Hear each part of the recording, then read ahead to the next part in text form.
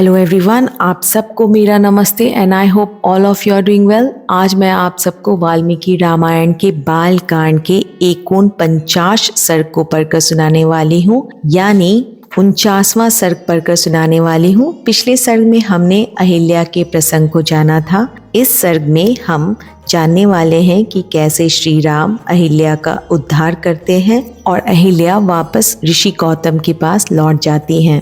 Start करने से पहले मैं विष्णु सहस्त्र नाम के अगले श्लोक को पढ़ना चाहूंगी। महाबुद्धि महावीर्यो महाशक्ति महाधुति अनिर्देश्य वपु श्रीमान मे आत्मा महादृक। अर्थात जो महान बुद्धि वाले हैं, महान पराक्रमशाली हैं, महाशक्तिशाली हैं, महान कांतिमान हैं, निर्देश करने के योग्य शरीर वाले नहीं हैं, श्री से नित्य शोभित होने वाले हैं, अंदाजा न लगाई जा सकने वाली आत्मा वाले हैं, गोरक्षण के वक्त महान गोवर्धन तथा मंद्राचल पर्वतों को धारण करने वाले हैं, ऐसे भगवान विष्णु हैं। तो स्टार्ट करते हैं 49 सर्ग।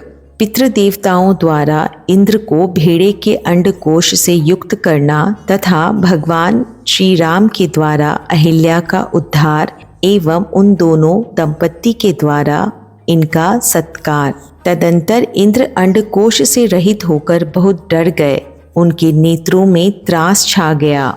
वे अग्नि आदि देवताओं, सिद्धों, गंधर्वों और चरणों से इस प्रकार बोले, देवताओं, महात्मा गौतम की तपस्या में विघ्न डालने के लिए मैंने उन्हें क्रोध दिलाया है। ऐसा करके मैंने यह देवताओं का कार्य ही सिद्ध किया है। मुनि ने क्रोध पूर्वक भारी शाप देकर मुझे अंडकोश से रहित कर दिया और अपनी पत्नी का भी परित्याग कर दिया। इससे मेरे द्वारा उनकी तपस्या का अपहरण हुआ है। यदि मैं उनकी तपस्या में विघ्न नहीं डालता तो देवताओं का राज्य ही छीन लेते। अतः ऐसा करके मैंने देवताओं का ही कार्य सिद्ध किया है। इसलिए श्रेष्ठ देवताओं, तुम सब लोग, ऋषि समुदाय और चरणगण मिलकर मुझे अंडकोश से युक्त करने का प्रयत्न करो। इंद्र का यह वचन सुनकर मरुदगणों सहित अग्नि आदि समस्त देवता, कव्य वाहन आदि पितृ देवताओं के पास जाकर बोले, पितृगण, यह आपका भेड़ा अंडकोश से युक्त है और इंद्र अंडकोश रहित कर दिए गए हैं। अतः इस भेड़े के दोनों अंडकोशों को लेकर आप शीघ्र ही इंद्र को अर्पित कर दें। अंडकोश से रहित किया हुआ यह भेड़ा इसी स्थान में आप लोगों को परम संतोष प्रदान करेगा। अतः जो मनुष्य आप लोगों की प्रसन्नता के लिए अंडकोश रहित भेड़ा दान करेंगे, उन्हें आप लोग उस दान का उत्तम एवं पूर्ण फल प्रदान करेंगे। अग्नि की यह बात सुनकर पितृ देवताओं ने एकत्र हो भेड़े के अंडकोशों को उखाड़कर इंद्र के शरीर में उचित स्थान पर जोड़ दिया। ककुस्थ नंदन श्री राम तभी से वहां आए हुए समस्त पितृ देवता अंडकोश रहित भेड़ों को ही उपयोग में लाते हैं और दाताओं को उनके दान जनित फलों के भागी बनाते हैं।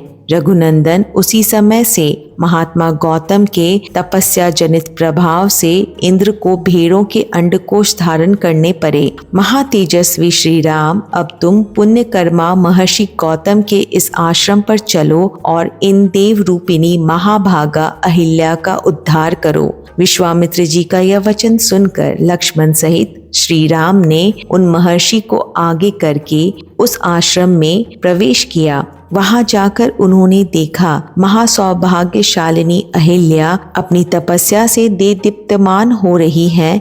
इस लोक के मनुष्य तथा संपूर्ण देवता और असुर भी वहां आकर उन्हें देख नहीं सकते थे। उनका स्वरूप दिव्य था। विधाता ने बड़े प्रयत्न से उनके अंगों का निर्माण किया था। वे मायामयी सी प्रतीत होती थी। धूम से घिरी हुई प्रज्वलित अग्निशिखा सी जान पड़ती थी। ओले और बादलों से ढकी हुई पूर्ण चंद्रमा की प्रभा सी दिखाई देती थी तथा जल के भीतर उद्भासित होने वाली सूर्य की दुर्धर्ष प्रभा के समान दृष्टि गोचर होती थी। गौतम के शापवश श्री रामचंद्र जी का दर्शन होने से पहले तीनों लोकों के किसी भी प्राणी के लिए उनका दर्शन होना कठिन था। श्री राम का दर्शन मिल जाने से जब उनके शाप का अंत हो गया, तब वे उन सबको दिखाई देने लगी।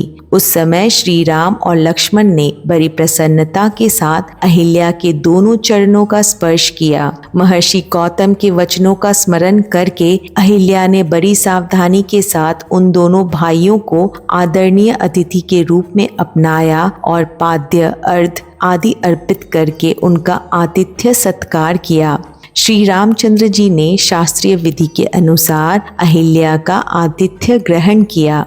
उस समय देवताओं की दुंदुभी बज उठी, साथ ही आकाश से फूलों की बड़ी भारी वर्षा होने लगी। गंधर्वों और अप्सराओं द्वारा महान उत्सव मनाया जाने लगा। महर्षि गौतम के अधीन रहने वाली अहिल्या अपनी तप शक्ति से विशुद्ध रूप को प्राप्त हुई। यह देख संपूर्ण देवता उन्हें साधुवाद देते हुए उनकी पूरी पूरी प्रशंसा करने लगे। महातेजस्वी महातपस्वी गौतम भी अहिल्या को अपने साथ पाकर सुखी हो गए। उन्होंने श्री राम की विधिवत पूजा करके तपस्या आरंभ की। महामुनि गौतम की ओर से विधि पूर्वक उत्तम पूजा आदर सत्कार पाकर श्री राम भी मुनिवर विश्वामित्र जी के साथ मिथिलापुरी को चले गए। इस प्रकार श्री वाल्मीकि निर्मित आश रामायण आदि काव्य के बाल कांड में 49वां सर्ग पूरा हुआ। जय श्री राम।